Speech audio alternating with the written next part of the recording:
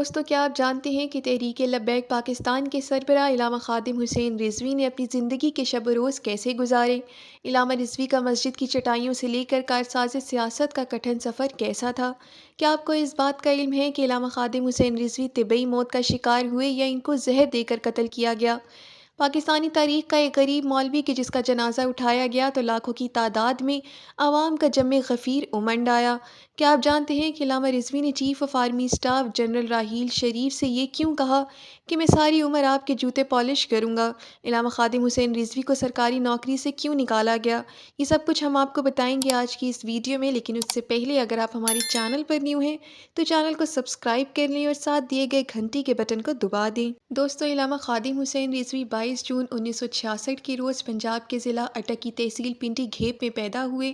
خادم حسین رضوی کے والد بزرگوار کا نام حاجی لال خان تھا، جو کہ پیشے کے لحاظ سے زمیندار تھے۔ علامہ خادم حسین رضوی اوان قوم سے تعلق رکھتے تھے۔ علامہ صاحب نے جہلم اور دینہ کے مدرسوں سے حفظ قرآن اور تجوید کی تعلیم حاصل کی۔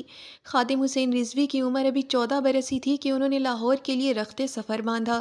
یہاں انہوں نے لاہوری گیٹ پر واقع جامعہ نظامیہ رضویہ میں داخلہ لیا اور درس نظامی مکمل کیا۔ خادم حسین رضوی نے 1994 میں اپنے چچا کی بیٹی سے شادی کی اور ان کے 2 بیٹے اور 2 بیٹیاں پیدا ہوئیں۔ ان کے بیٹوں کے نام حافظ محمد سعد اور حافظ محمد انس ہیں۔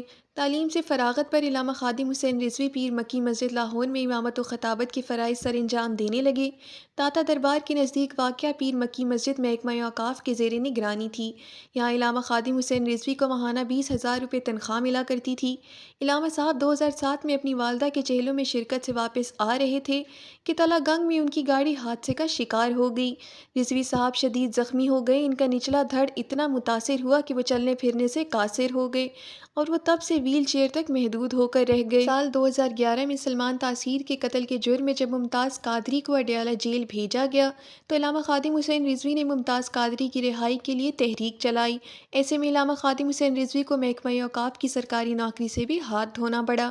دوستو، علامہ خادم حسین رضوی نے 1 اگست 2015 کو نشتر پار کراچی میں سیاسی و مذہبی جماعت تحریک لبیک پاکستان کی بنیاد رکھ کر اپنی عملی سیاست کا آغاز کیا۔ 29 فروری 2016 کو ممتاز قادری کو سلمان تاثیر کے قتل کے جرم میں پھانسی دے دی گئی۔ یاد رہے کہ علامہ خادم حسین رضوی نے اس وقت کے chief of army staff general Raheel Sharif سے درخواست کی تھی کہ اگر آپ ممتاز قادری کو رہا کروا دیں تو میں ساری عمر آپ کے جوتے پالش کروں گا۔ علامہ خادم حسین رضوی اور ان کی جماعت کو شہرت تب ملی جب انہوں نے فیض آباد میں کئی روز تک دھرنا دیا۔ حکومتی شخصیات کے ساتھ ساتھ عبدالستار ایتھی، ڈاکٹر علامہ طاہر القادری، فواد چودھری اور قتل ہو جانے والے سابق گورنر پنجاب سلمان تاثیر ہمیشہ علامہ خادم حسین رضوی کے نشانے پر رہتے تھے۔ علامہ خادم حسین رضوی کے پرستار انہیں بابا جی، محافظ ختم نبوت اور ناموس رسالت کا چوکیدار کہتے تھے، جبکہ مخالفین انہیں فسادی شیطان، ملا اور نہ جانے کیسے کیسے ناموں سے پکارتے تھے۔ دوستو، علامہ خادم حسین رضوی پر حکومت نے کئی مقدمات بنا رکھے تھے۔ پنجاب گورنمنٹ نے ان کا نام 4تھ شیڈول میں ڈالا ہوا تھا۔ زبردست اسٹریٹ پاور رکھنے کے باوجود بھی ان کی گرفتاری عمل میں لائی گئی اور وہ کچھ عرصے تک پابند سلاسل رہے۔ خادم حسین رضوی کی تحریک لبیک پاکستان نے 2018 کے عام انتخابات میں پورے ملک میں 22,34,316 ووٹ حاصل کیے اور چوتھی بڑی سیاسی جماعت ابھر کر سامنے آئی۔ صوبہ پنجاب میں ووٹ بینک کے لحاظ سے تحریک انصاف اور پاکستان مسلم لیگ نواز کے بعد تحریک لبیک تیسرے نمبر پر آئی۔ علامہ صاحب الیکشن مہم کے لیے خصوصی طور پر کراچی گئے۔ یہاں ٹی ایل پی نے صوبائی اسمبلی کی 2 نشستیں ون کیں۔ آپ کو یہ جان کر حیرانی ہوگی کہ لیاری کراچی کے حلقے میں علامہ خادم حسین رضوی کی حمایت یافتہ احمد بلال سلیم قادری دوسرے نمبر پر آئے، جبکہ بلاول بھٹو زرداری تیسرے نمبر پر آ سکے۔ دوستو، علامہ خادم حسین رضوی اقبالیات کے ماہر سمجھے جاتے تھے اور انہیں علامہ اقبال کے ہزاروں اشعار زبانی یاد تھے۔ علامہ صاحب کو فارسی زبان پر مکمل دسترس حاصل تھی اور وہ اپنی تقاریر میں فارسی اشعار اور کہاوتیں سنایا کرتے تھے۔ دوستو، نومبر 2020 میں اسلام آباد دھرنے سے واپسی پر علامہ خادم حسین رضوی کی طبیعت زیادہ بگڑ گئی اور پھر وہ 19 نومبر 2020 کو لاہور کے شیخ زید ہسپتال میں دم توڑ گئے اور اپنے خالق حقیقی سے جا ملے۔ اس موقع پر ان کے چاہنے والوں کی جانب سے یہ بھی خبریں گردش کرتی رہیں کہ انہیں سلو پوائزن دے کر راستے سے ہٹایا گیا ہے۔